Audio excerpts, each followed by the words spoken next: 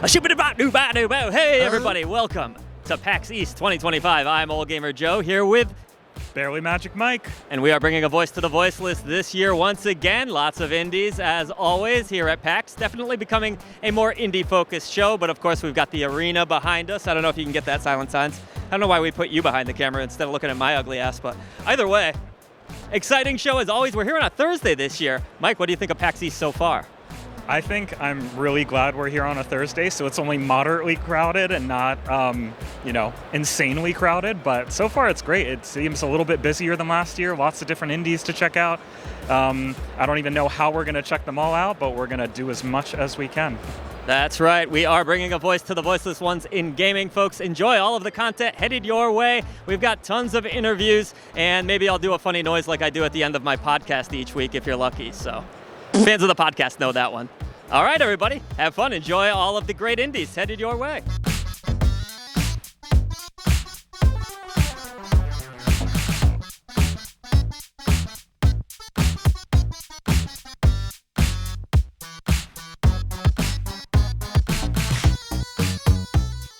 All right, everybody, back here at PAX East, Old Gamer Joe, and we are at the DreadXP booth. Who am I speaking with here? Parker. I'm a producer, project manager at DreadXP. Excellent, fantastic. So I just got done playing your 90s classic survival horror style game, Heartworm. Greatly enjoyed the demo. It seems like it's a mix of, well, a lot of different old school horror games. Like we had Fatal Frame with the camera aspect to it, classic fixed camera, Resident Evil style games. What are some of the inspirations? It's pretty obvious from what I played it, but what are some of the inspirations for people who aren't familiar with Heartworm? Yeah, so the developer Vincent has, like you said, a lot of different inspirations, but I would say puzzle-wise, Resident Evil. Combat-wise, more akin to Silent Hill, with the enemies kind of just roaming around and combat being very resource-based. And then there's some kind of hidden inspirations from Tumblr back in the 2010s and whatnot, and internet forums from the 90s stylistically. So it's all kind of comes together in this mystery that's happening. So I noticed you also have an option for the tank controls in the game too, to keep it really old school. How tough is it to balance modern gameplay with old school mechanics and still make it fun? When Vincent suggested doing both modern and tank controls, we were kind of worried that doing multiple different control schemes would take some away from the other one. But tank controls and modern controls kind of allow people who are fans of classic games and new fans who haven't played the classics to play Heartworm. So anyone that's played old Resident Evil knows that tank controls are camera-oriented and it can kind of be disorienting. So modern controls are there to kind of help with the nauseousness of camera changes, but it's allowing multiple audiences to play. So there was a lot going on in this demo. Could you give us a brief outline of what the main story will entail in Heartworm? Absolutely. It follows Sam, who is recently suffering a tragic loss of a family member, and she's kind of obsessed with the afterlife and what happens next as she's having her own existential crises about her value in life and what she's brought to the world. So she takes to internet forums and happens upon a thread of mysterious disappearings that happen around a house, and rumors around how it surrounds supernatural elements at play. So she goes to investigate, and the mystery unfolds from there. Fantastic, but the most important question, when can we play it? We'll have news about it later this year. Tricky. Can't get any more out of you than that, huh? No. I don't think so.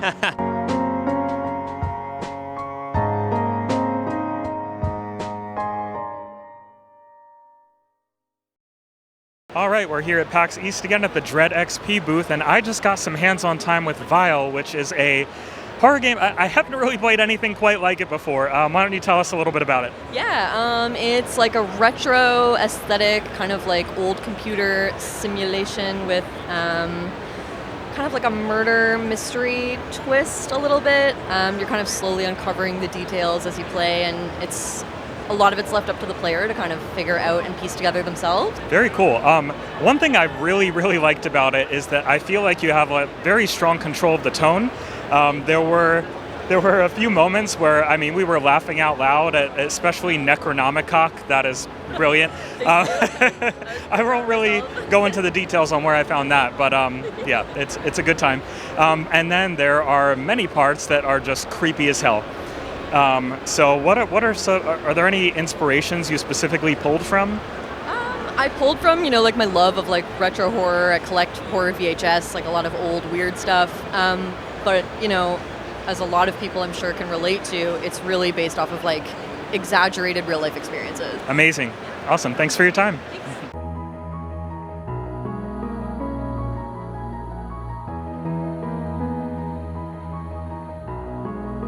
All right, we're here at the Rah Rah Boom booth. We just got done playing this really action-packed brawler, up to 4 players. Has a classic cartoon aesthetic to it. I love my brawlers here at I Dream of Indie Games. I'm here with Chris. Yeah. Great demo. I really enjoyed it so far. Can you tell the folks out there about Rah Rah Boom? What was your inspiration, that kind of thing? Yeah. So Rah Rah Boom's 4-player co-op beat 'em up about ninja cheerleaders from outer space. I grew up in the arcades. I actually used to skip school to go play Marvel vs. Capcom 2.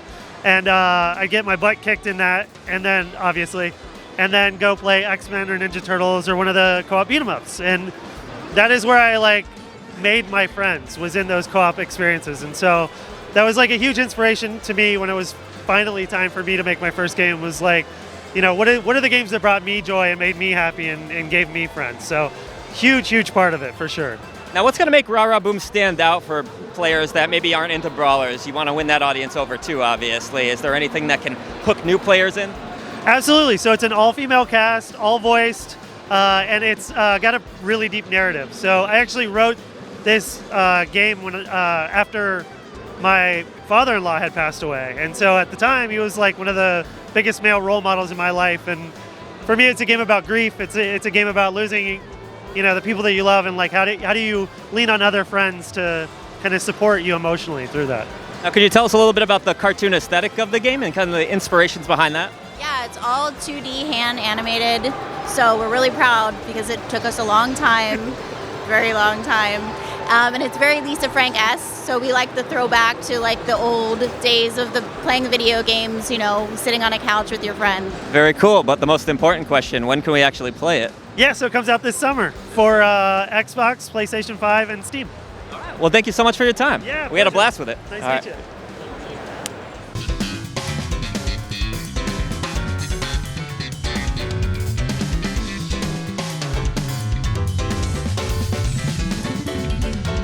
All right, welcome. We are here at Pax East. I just played a little bit of God Saves Birmingham from Ocean Drive Studios.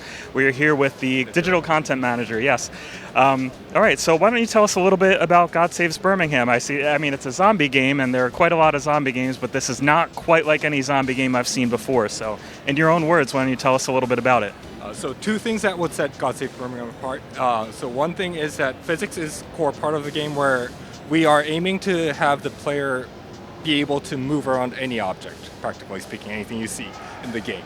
And the other thing is that we're trying to make it as historically accurate as possible that we can to the 1300s or 14th century Birmingham, England. And so what were some of your inspirations behind the game? So why create a zombie game set in Birmingham? So 2 main reasons or 2 main inspirations, I guess. One is a Netflix TV show called The Kingdom. I've heard of that one. Oh yeah, I haven't watched it yet, but I see. Yeah, it's a zombie apocalypse TV show based in medieval Korean times. And the team saw that and then wanted to make something that's based in medieval Europe. And they were looking into different towns or cities that they could recreate, and it seemed that Birmingham was one of the cities that they felt they could be very confident, including the city's size, landscape, and they could also find a lot of historical research that they could. Again, the aim is to recreate the medieval Birmingham, so they felt they had a lot of information they could build off of, and chose Birmingham as a city as well. Okay, excellent. So I know this game is launching into early access first. So could you tell us, well, first of all, when can our viewers expect to get their hands on it? And second, what can they expect in the early access build relative to the full release? So we're aiming to get the early access out next year. Aiming, being the emphasis. And in the early access, we're aiming to put in a lot of actual survival or living type of contents where for example, your clothes would get dirty or soiled and you would have to wash them, and we'd be adding a lot more crafting elements, cooking elements, and things like that. And that would be actually for part of the early access scope. And we are aiming for early access to have the entire town of Birmingham ready for the players to access. Okay. Excellent. Well, thank you guys for your time. Thanks for the demo. Best of luck with continued development.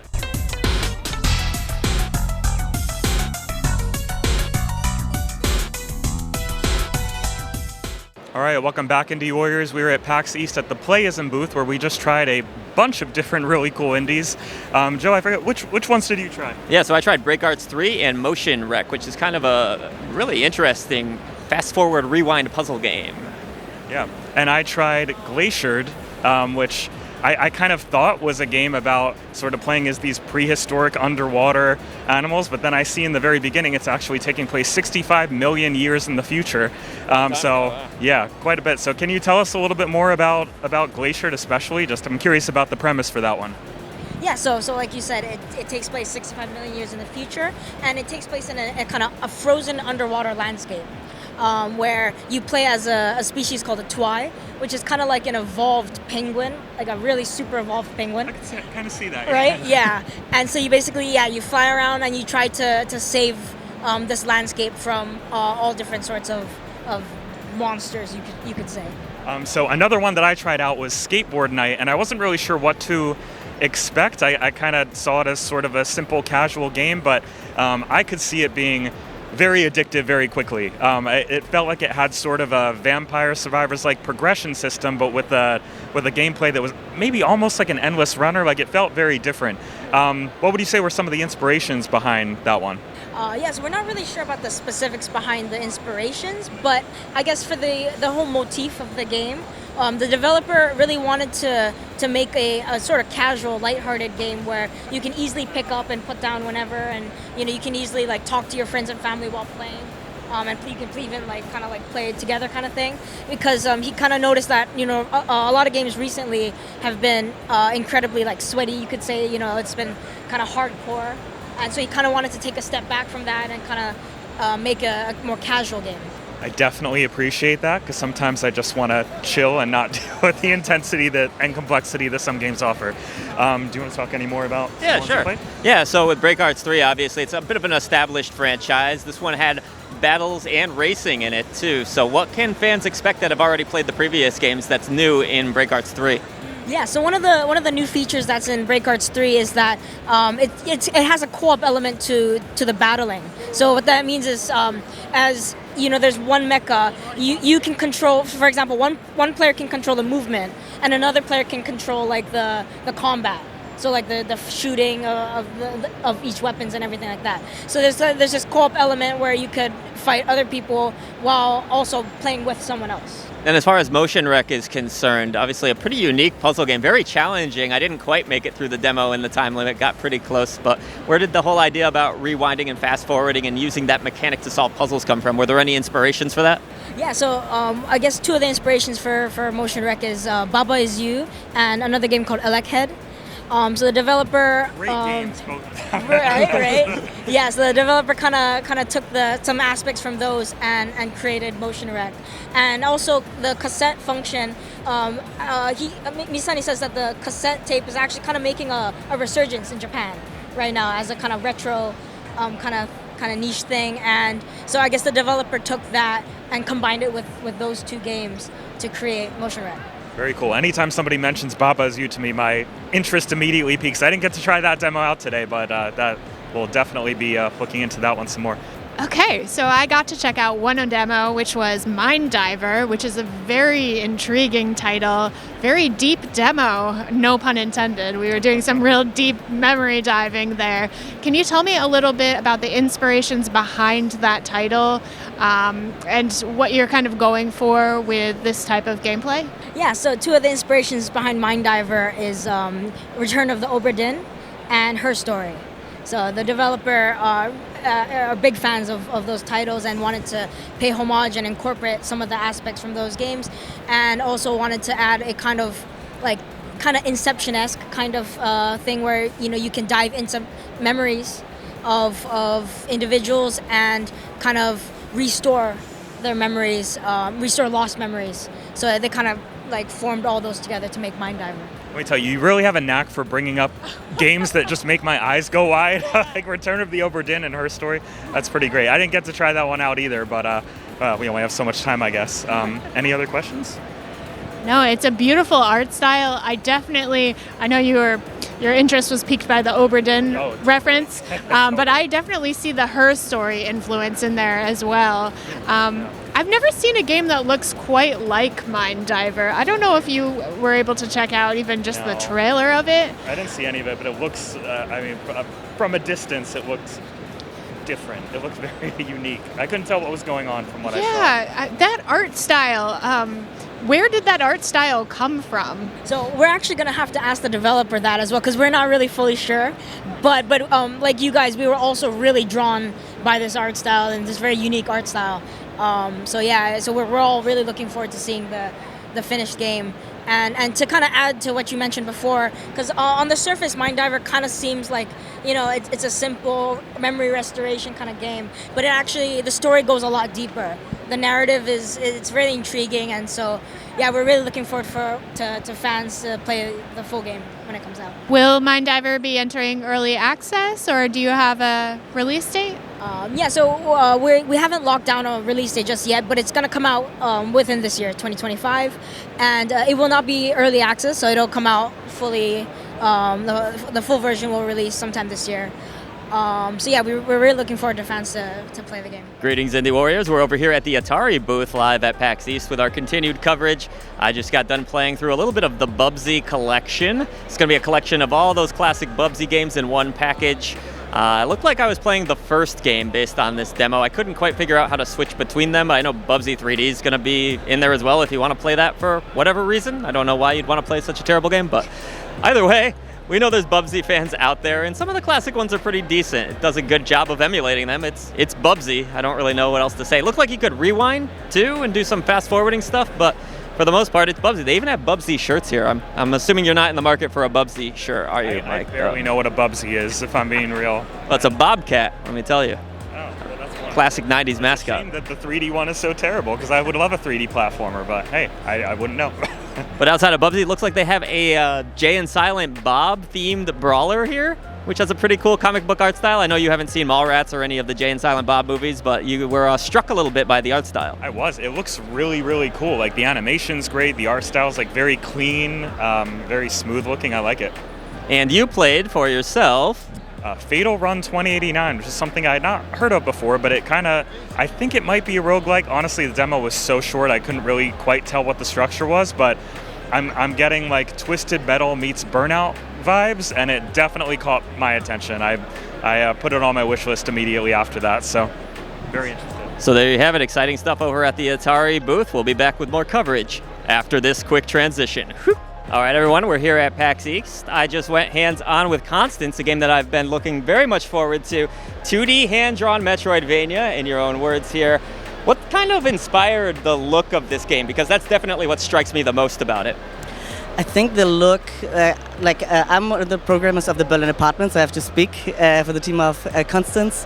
The look has been all about making sure that the job that Constance has, when she's an artist, really reflects in the game. So everything needs to be painted like, every screenshot needs to look like a painting in of itself.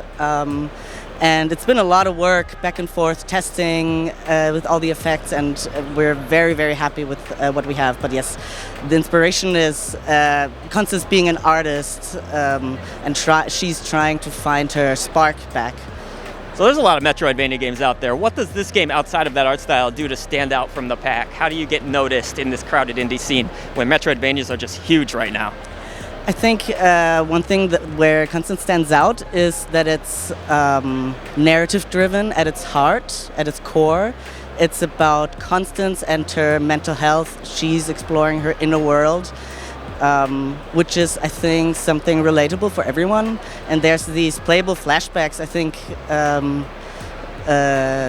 you might have seen it in a trailer or so, where you can get to explore her backstory, which is outside of the Metroidvania realm.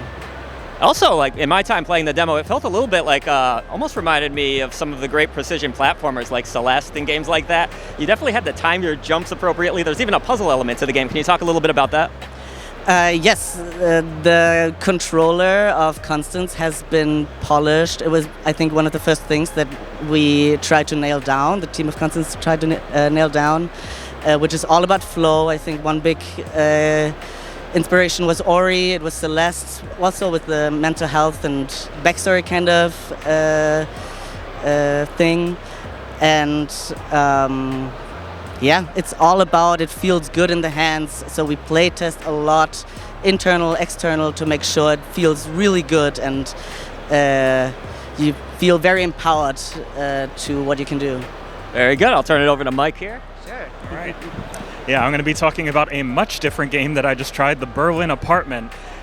This is a narrative-focused game, and I found the story pretty immediately captivating, even if I'm not quite sure where it's going. So you want to tell us a little bit about it?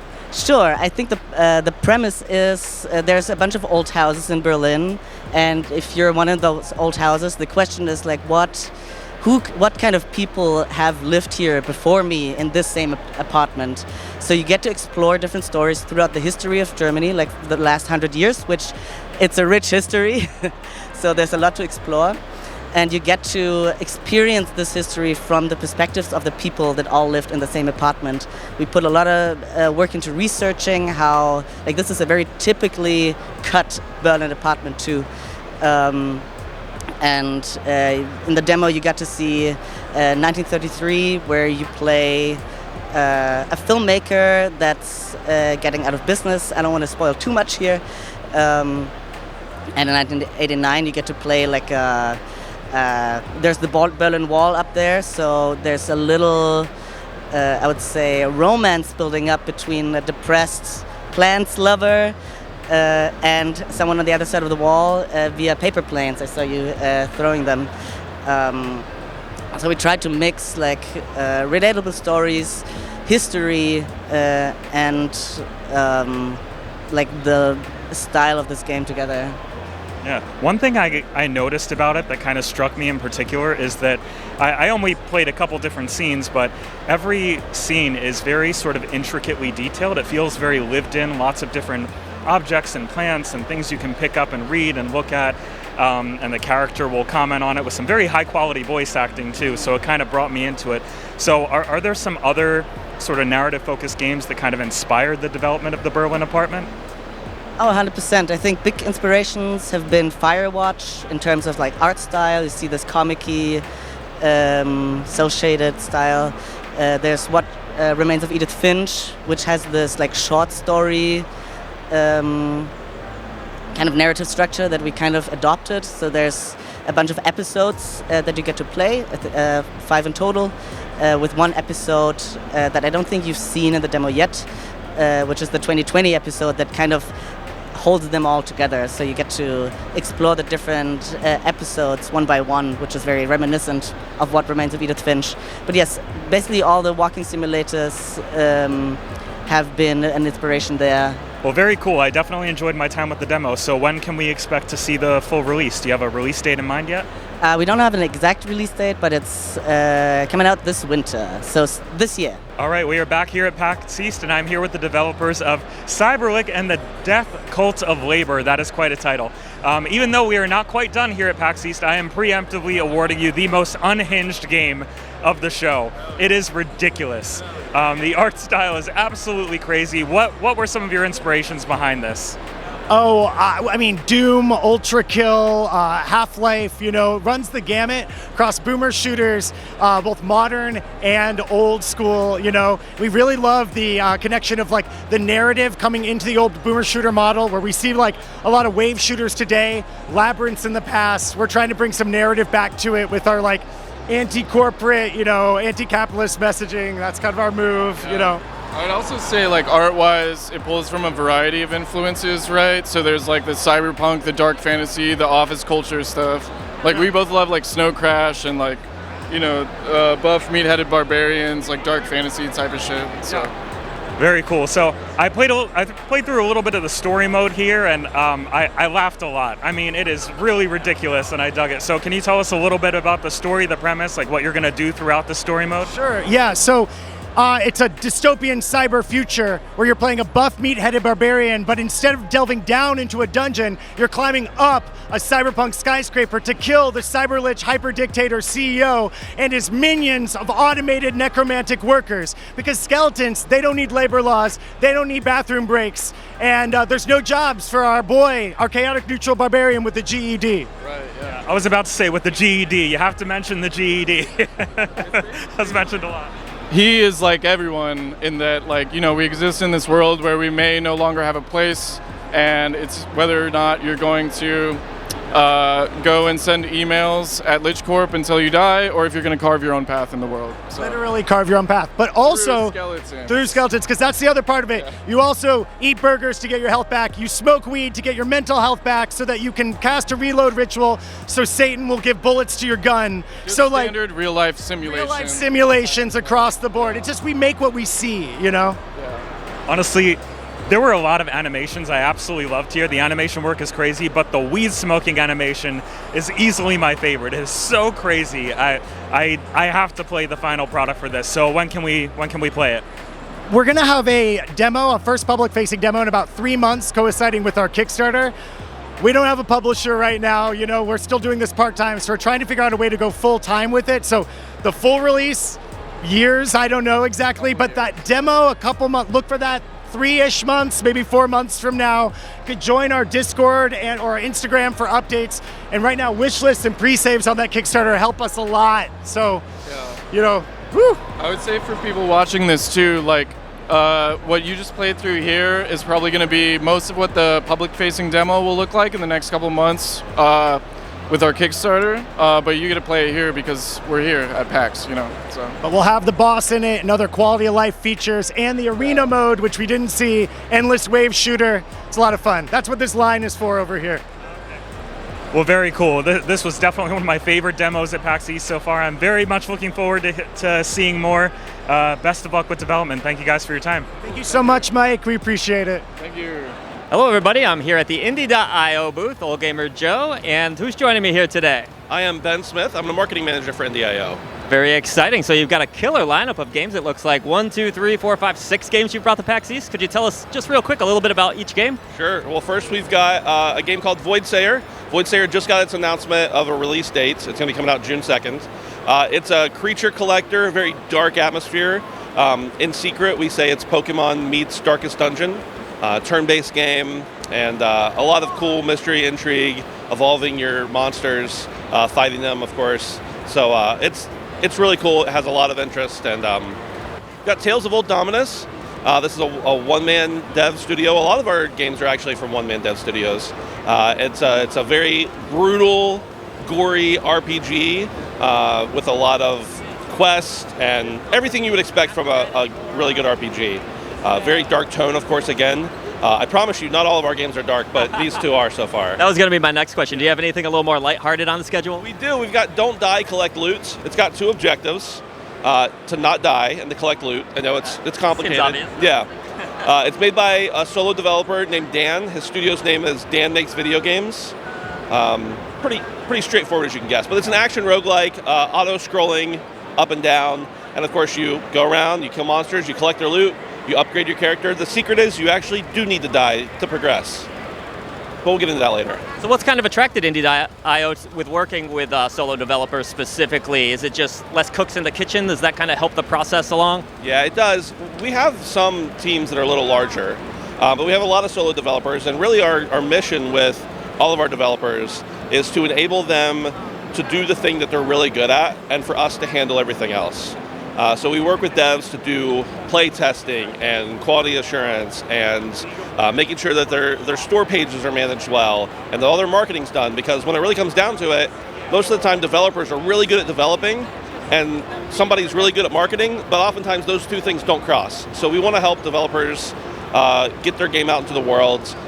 While they make it the best they can, we help them do everything else. So one of the big conversations going on right now is the rising costs of games, AAA games specifically, going up to $80, even $90. Do you think this is a good opportunity for indie publishers and developers to step up and really shine with those prices rising? Yeah, I think so. Most of our games, we price them very competitively. Many of our games launch between $10 and $20. Of course, you have things that are lower and higher than that as well. We think games should be accessible to people. We think they should also be valued at what they're worth. Of course, it's really hard to put a price tag on one person's life's work, but we try to do it in a way that's best for the consumer and that's best for the developer as well. All right, so you probably don't like picking favorites, but of this lineup, do you have one that really hits you in the heart? I've got a couple favorites here. I'd say, though, as far as can I just hop into it at the convention, play it for a quick second and have a ton of fun, Don't Die Collect Loot is a really great pick for that. If you want something a little more meaty, Shrine's Legacy is a very long RPG, old school. The reason I like it so much is it's, reminds me of my childhood and playing old school Zelda and the Mana series and everything. So those would probably be my 2 top picks, but I'd be lying if I told you I didn't like them all. So. Well, good luck to you. We're very excited to play some of your games a little bit later today. It's crazy here on Friday, but it's probably good news for you. You have a packed booth, right? Absolutely, yeah, it's great. And lots of people wishlisting games right on the spot and checking them out. It's been good reception so far. Well, appreciate your time. Thanks again. Yeah, appreciate it. All right, we're over here at the Limited Run Games booth. Obviously, a lot of excitement going on with Gex returning. All 3 games, this trilogy, coming back. Very unexpected, I have to say, though maybe not, because Mascot Games over the last few years have been making quite the comeback. Why is now the right time for Gex to return? I think in general, when you look at mascot characters, I grew up in Europe, and there were plenty across many systems. And the discourse around them for a long time has been fairly cynical. They were just kind of marketing, grabbing kids' attention and whatnot. But for me, for example, these characters, including Gex and Bubsy, was kind of avatars and characters that I could gravitate to, and it made video games inviting to play. It made it easier to interact and kind of jump into these worlds, whereas war games and simulations and such were maybe not so easy for me to comprehend, right? So I think now is the time where we've been able to kind of become more kids again, thinking about it. It's why did we like it?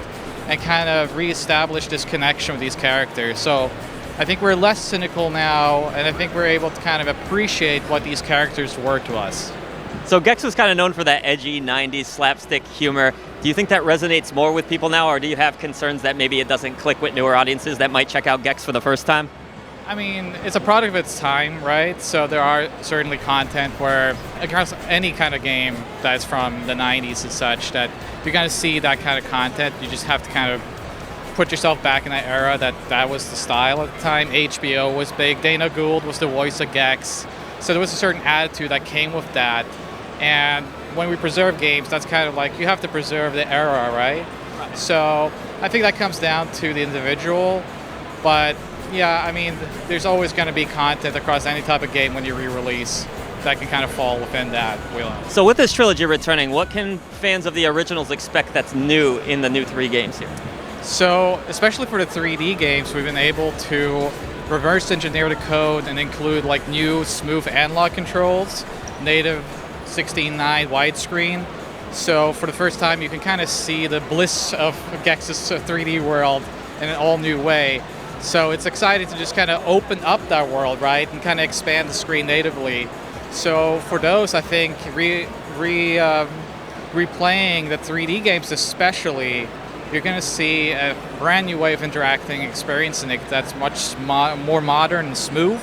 So it kind of makes the game a little bit easier to play. And then with the original Gex, the 2D platformer, it's just a really responsive and fun platformer that over time people probably just kind of forgot, but it's a really fun, engaging adventure. So I think across all the titles, you're just going to see that there's a lot of imagination and character throughout the whole thing that makes the game special and really fun to engage with throughout the whole experience. Yeah, that was kind of my next question. So if you are someone that's grown up with more modern games, do you think they'll be able to pick up and jump into these games without much issue? I think so. With the Carbon engine and being able to kind of present them with more modern sensibilities, quality of life. We also have the rewind function, which if you do die or make some sort of mistake, you can easily just jump back a few seconds, retry. Makes it a lot more fun to retry rather than restarting a stage and things like this, because games were difficult in a different way back then, right? Yeah. We were playing games for much longer at a time. We were getting 2 games a year. Now we have so many games coming out all the time, so we're able to kind of introduce that more pick up and play element of that. And then you also have save states and such. So I do think that for younger audiences, we modernized it enough that they will absolutely see that there's merit to these older games. But for those who grew up with it, I mean, we are also preserving that original experience. So I think both crowds will be happy. So depending how things go with this, is there the possibility for more Gex in the future? That's something I personally can't say anything about, but I will say I would love to do more things with Gex. We were able to interview Dana Gould for this collection, and he's still very passionate about the character. For him, it's like a second personality. So I'm sure Dana would love to come back to voice the character again. So, you know, if the stars align, absolutely, just on a personal level, I would love to do something new with Gex. That's great. And on the topic of Dana Gould, all of his voice work is included in the trilogy? Yes. Fantastic. Well, that's great news. Now, when can people play it? So the game is scheduled. We have the pre-order up now for the physical collection. So if you go to limitrun.com, you can pre-order all of the physical components.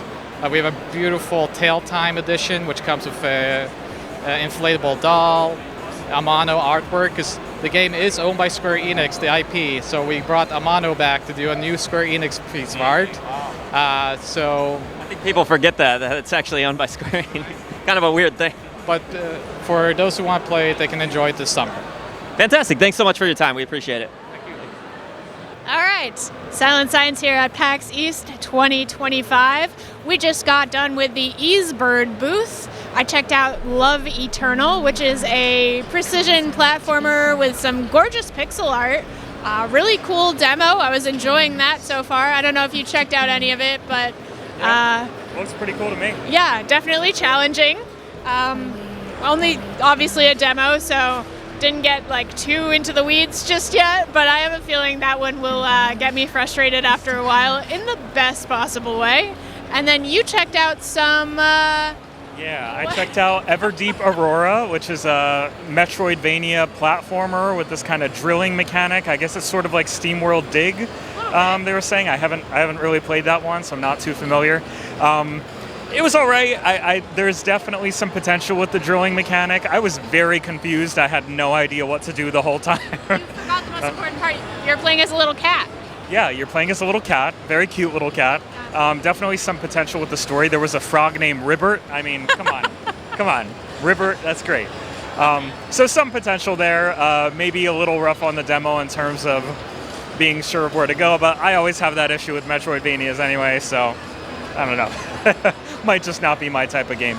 But, you know, some potential on both of those, I think. So Last game they had over there, which we didn't check out today, but we did check out a few years back, was Demon School, which is a strategy game that we've been pretty excited for, and it sounds like it's going to be coming out this year. So finally, we have at least a light at the end of that tunnel. All right, welcome back, everybody. We're here at the Toge Productions booth. I just got done playing through Compensation Not Guaranteed. Barely Magic Mike was enjoying Letters from the Past Undusted. You've got some other great games here as well. Can you tell us about all the exciting indie projects that Toge Productions has coming up?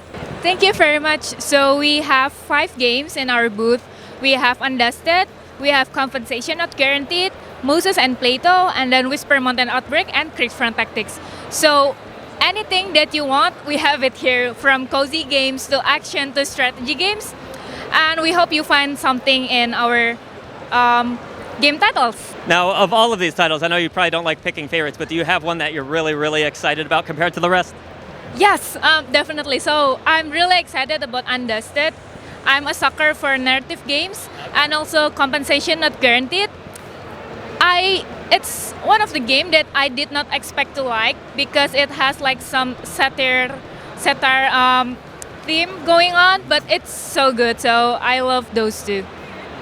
All right, well, thank you very much for your time. We appreciate it greatly. All right, we're here at the Retroware booth here at I Dream of Indie Games. I'm with Justin, just like I was last year. Good to see you again, man. How's things been going for Retroware? Pretty good. It's been a pretty great year, and we have like 3 titles coming out this year, so it's getting pretty serious pretty quickly. Now, I was just talking to you about how much I loved Iron Meat. It came back quite a few months now. You should all definitely play it if you're into games like Contra and running gun shooters. But you were talking a little bit about the reception, so how's that been? it's done pretty well. I mean, it has more Steam reviews than Operation Galuga, an actual Contra game, so it's kind of cool that people actually want that throwback style game.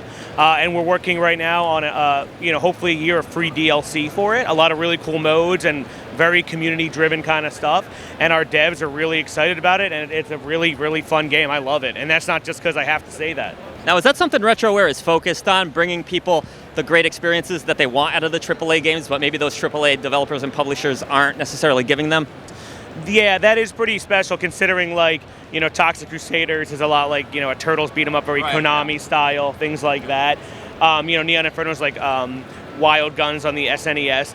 People aren't really making those style games as much, so we love those games. We're going to make them ourselves. And not only that, we say we have, I guess like they're like, retro experiences with modern conveniences. Right. So they feel better than how you played as a child, but you remember it the same way. So that's kind of what we do with all of our games. Talking about Neon Inferno specifically, what are some of the inspirations behind that? I watched the trailer recently, and you definitely got to give your trailer guy a raise because he does a killer job making these games look awesome and hitting you in the retro feels. Oh yeah, that's Joel Escola, who actually works at Movie Dumpsters. So he comes from a movie and a film background. He also does effects for makeup and all that. So he's crazy at that stuff. But yeah, we really stand by our more cinematic trailers. Prison City had live action stuff. I hope to do live action stuff for Simon Quest as well. But Neon Inferno specifically does have a big movie background. A lot of Blade Runner influence, a lot of anime stuff, your Akira, things like that, Ghost in the Shell, all that. Of course, the dev's here, he could tell you more about the influences like that.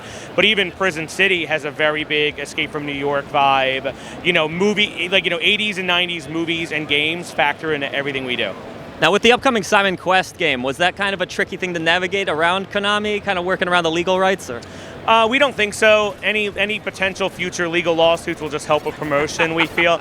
And, the character's name is Simon, last name Quest. So it is a parody homage, a homage parody of, the thing. And even though it is very Castlevania 2 seeming, it actually plays a little more like Zelda 2. Oh, cool. But going to the town, then going on the quest and coming back to the town. A lot of big loop for it. It'll be very big for speedrunners and people that want to actually experience a very deep world. And we're giving that game as much care and love and time as possible. Now, there's been quite a few nerd games in the past already. So what makes this new upcoming, is it 8-bit Angry Video Game Nerd game? What makes it different from the others? This one is, I wouldn't say a spiritual successor to those games. It's not tied to Angry Video Game Nerd Adventures 1 and 2 or the deluxe version that we did all together with the original dev. This version was made specifically for the NES, originally by Megacat Studios, was ported by Programmancer, who's sitting over there, who did Simon Quest and other stuff, for PC, and would say, hey, since we're putting it on PC, how about we make it better? Add things that we can't do on the NES, but you still get that flavor. Hey, since it's on modern consoles, how about we add cutscenes? Let's do live action cutscenes with the AVGN and make it feel like you're playing an episode of the show. So now we're going into this whole thing where it builds more on that game than just being like the originals of little pixel cutscenes and stuff. It's going to feel more open and add to that lore that is the AVGN. So now the big one I think people are really excited about is Toxic Crusader, of course. We talked about it last year a little bit. Been in development for a while. Is that just a matter of the developer really taking their time and getting things right with it? Yeah, absolutely. We had we changed key players here and there with it based on other things people were working on in the world, teams. That game was kind of conceptualized through COVID and all that junk. Having things hit your inbox like, hey, Switch 2, better get ready for that. And hey, the movie that it might have been tied in with a little bit, the Toxic Avenger movie, is getting pushed back or not coming out, so it kind of got messy, but aside from that, we want to make as polished of a game as possible. We have a lot of the artists that worked on Shredder's Revenge on there as well. So having a team that big and making because we got to make it true to all the Troma fans, people that just like video games, and people that actually want to play a really tight brawler. And if your game doesn't look good or feel good or is right to the story, you're going to get yelled at. So we push back a little bit to make that happen and to combine our forces for this year of Toxie with the new movie coming out, with the new comics coming out, with the new Blu-rays and stuff. So all in one thing. So you're eating good if you're a Toxic Avenger fan or Troma fan this year, or if you love brawlers. It's all a lot of these ones are coming back. Of course, some came out like G.I. Joe and Karate Kid and stuff, and they were okay, but we want to make this like, wow, that they figured it out. Pretty badass, man. Well, I'm really excited about what Retroware is going on. You're becoming one of my favorite indie publishers out there. So can we expect more of this retro goodness going down the road for your company? Yeah, we make modern retro. That's it. That's it. All right, you heard it there first. Support Retroware when these games come out. When can we look forward to all of them? I don't think we have any release dates on the calendar yet. They will be announced soon. Between June and July, we will have full release dates on everything. And then if or if not, there's physicals. I actually kind of forget what is or what not and what is embargoed, and I'm the one who's doing it. So it's a little confusing because there's so many games coming out. We don't want to break any rules here. I will kind of announce that we are looking into physicals for older titles that we have that are doing well. I'd love to do one for Iron Meat. Nothing's on the books yet. Like a third one, because they sold out so quick. I don't think that's fair to you guys who actually want to play that game physically, and we do too. So we are looking for some ideas to get games out there. Right on, man. Well, thanks for your time. Appreciate it. Always good to see you, brother. Thank you. All right, we are here trying out Nocturne, which is a beautiful RPG with rhythm game battles. Why don't you tell us a little bit about it? Yeah, firstly, I appreciate the compliment that you like the art style. Yeah, we put a lot of work into that. So Nocturne's a rhythm RPG, so I was kind of inspired by the old pixel art RPGs like Chrono Trigger or the old Final Fantasy games. And then I played a lot of rhythm games growing up, so we kind of decided, why don't we mash the combat with Guitar Hero? So every enemy has its own song, and you beat the song to beat the enemy. Very cool. So what would you say kind of I feel like rhythm games, the combination of rhythm game and RPG has become a little bit more popular. We've seen it in things like Everhood, for example. So what would you say sets Nocturne particularly apart from some of the other games in the genre? Yeah, we tried to take the more traditional rhythm game approach. So a lot of other games in the genre, they kind of take the rhythm idea in a different direction. But we're like, what if it was really like traditional 4-column Guitar Hero style, notes coming down the screen. But then we add on top of that the ability to attack in combat. So there's this kind of separate timing that you're thinking of when do I attack, when's the right moment to strike, while playing the keys at the same time. Yeah, it is definitely very chaotic to start, and then as soon as I started getting the hang of it, just looking all over the screen, deciding when I needed to attack and making sure I attack at the right time to get a critical hit, it was very satisfying. And I almost got that A grade, but I was not quite there yet. The critical attacks are definitely satisfying to hit. Yeah, it's a small timing window. Yeah. Awesome. So definitely enjoyed playing the demo. When can we play the full release? Yeah, we are announcing here at PAX that we're releasing in March 2026. All right, excellent. Looking forward to it. Thanks for your time. Appreciate it. Thank you. All right, we just got done here with Run Games. We're playing through Football Heroes League, which I understand just entered early access on Steam right now. So I was a big fan of the more arcadey sports games. I liked NFL Blitz, the over-the-top zany ones, and I definitely got that feel, even though we just got crushed like 6-0 all day. I got that feel, though, and a little bit of that Rocket League vibe, too, from this one. So for people that don't know, what is Football Hero League all about, and how does it compare to like the arcade classics? Well, you're kind of hired. You just did my job for me. That's 100%, what we're going for is I grew up playing the same games that you mentioned, NBA Jam, NFL Blitz. Those games are like, if you cut me open, that's basically what I'll bleed. So for me, it was all about, we wanted to take, I've been playing soccer my entire life. It's a giant passion. I still play in my old fogey age. I love soccer. And I wanted to bring that authentic feeling of being over the shoulder, aiming your shots, like being the last man while the offensive players are coming towards you. But I also want to infuse it with a bit of that fantasy that you're talking about with NBA Jam, where they go on fire and flip over the basketball hoop and slam the ball down. So video games are this special magical force in the universe of fantasy and play, and I want to infuse that energy into this game, and I hope it translates directly into Football Heroes League. Yeah, no, I had a really good time playing it so far, I have to say. Now, what was kind of the inspiration? The character designs, they're very cartoony, they're very over the top. What kind of inspired the look of the game? Yeah, so I was really inspired as a kid by, old school Disney animation, and it kind of evolved into like that Pixar style.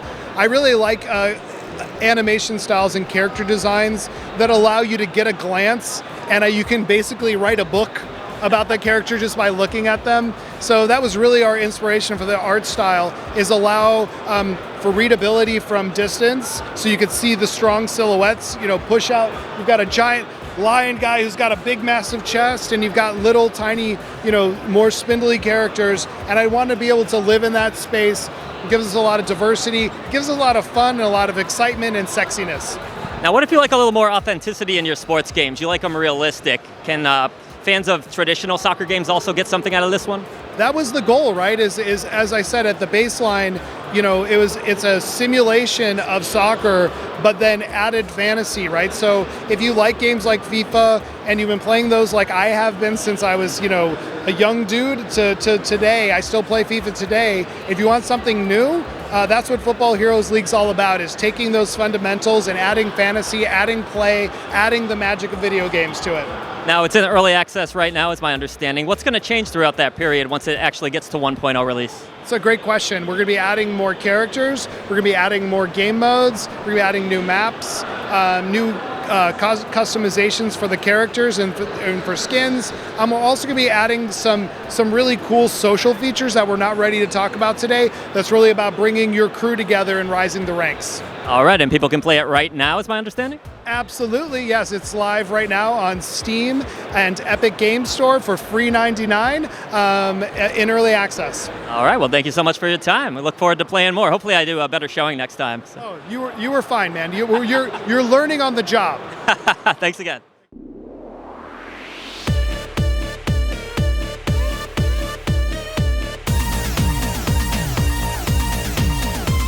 All right, we are winding down our trip here at Pax East Silent Signs. Another exciting adventure, another year in the books. I am tired, but we're out of here early this year, actually. This show's going on for 2 more days. We decided on Thursday and Friday. Do you think that helped with the crowds at all? No, actually, this Friday, which is where we are right now, you probably can't tell because there's like a nice plain backdrop behind us, but it was packed today. Yeah, let's do a pan around here. Barely Magic Mike's doing his first camera audition here, so we'll see. Whoa, you can see the crowd. Look at me. Ooh, this is fun, isn't it? But yeah, it's pretty crazy for a Friday, I'd say. What are some of your highlights, though, on the trip, Silent Sons? Here at PAX specifically, or just in general? What do you think I'm talking about? Of course, PAX specifically. Oh. Yeah, are you talking about like life? Or? Well, we went to a cool speakeasy, so I thought that, that was you were really referring to that. You mean the fun stuff we did outside of PAX? Yeah, that was really cool. Never been to one of those, but it was really neat. But PAX itself, what'd you think? PAX itself, very jam-packed this year. Jam-packed, if you will. We definitely checked out a lot of demos, a lot of people here. I don't know what my favorite of the convention has been just yet. Yeah, it's something you're going to have to dwell on and think about for a while. Once I start splicing together all these interviews, which I guess has already happened if you're watching this, we'll have more time to reflect on this trip, but it is another PAX in the books. And we have more conventions coming your way. I can't tell you which ones just yet, but very exciting times. And of course, all of the reviews, gameplay impressions as we continue to bring a voice to the voiceless ones in gaming. Any last words? Nope. Nope, it is. For far too long, you, the gamer, have been denied honest gaming coverage. Indie developers and publishers have lost their voice, but no longer. Like the video, subscribe to the channel, and head over to patreon.com/idreamofindiegames to join this epic campaign for indie visibility. The echo chamber trembles as our message grows louder. Voice to the voiceless.